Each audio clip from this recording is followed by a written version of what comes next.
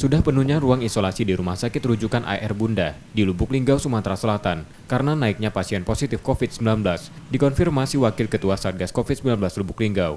Terjadinya lonjakan kasus COVID-19 di kota itu membuat ruang isolasi terisi seluruhnya. Sebelumnya Rumah Sakit AR Bunda sudah menambah ruang isolasi dengan total 36 ruang. Satgas COVID-19 Lubuk Linggau kemudian menyiapkan ruang isolasi di Rumah Sakit Siti Aisyah dan Rumah Sakit Siloam Silampari untuk menampung pasien yang harus menjalani isolasi.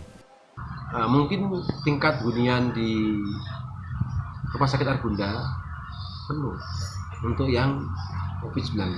Yang jelas kemarin hari Minggu itu penuh. Di Rumah Sakit Arbunda 36 ruangan itu sudah tidak bisa menerima lagi. Ada semacam waiting list untuk orang yang terkonfirmasi positif COVID-19. Kemudian sebagian kalau tidak salah dirawat di Rumah Sakit Siti Aisyah.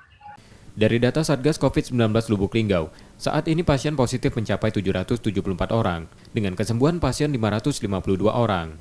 Sukma Aldino, Kompas TV, Lubuk Linggau, Sumatera Selatan.